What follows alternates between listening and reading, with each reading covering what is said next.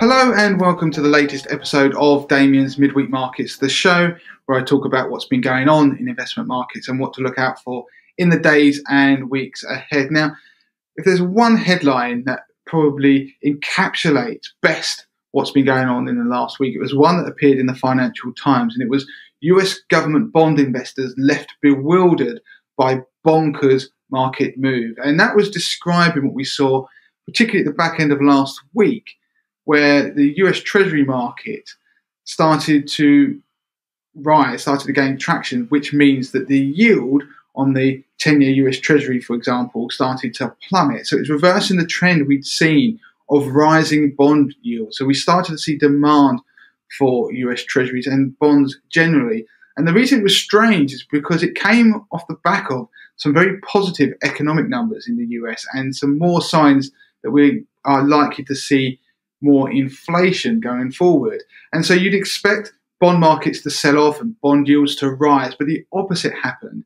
And so what we're seeing is the market start to react in ways that a lot of people can't really explain. And so you almost tie yourself up in knots. And so to give you an example, what happened is the 10-year US Treasury yield fell from about 1.65%, if you remember last week, down to as low as 1.53% this week. So that's a big move.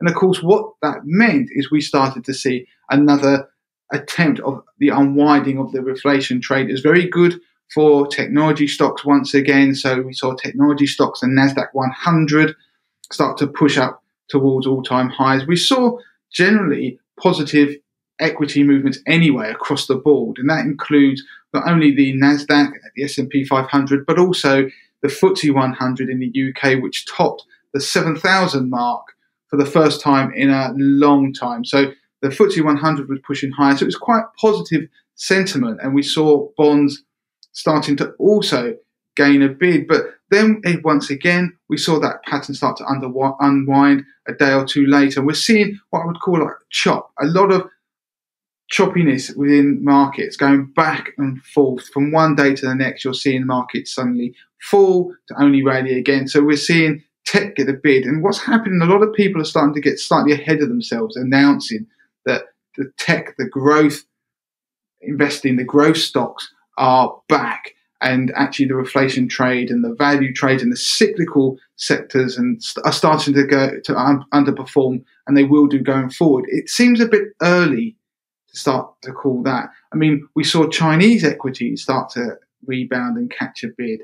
And so where we are at the moment is it feels like a lot what's going on in the football. We're seeing all this news about the European Super League. Those clubs that seem to think it was a good idea to be the first in are now having egg on their face and now trying to repair the damage.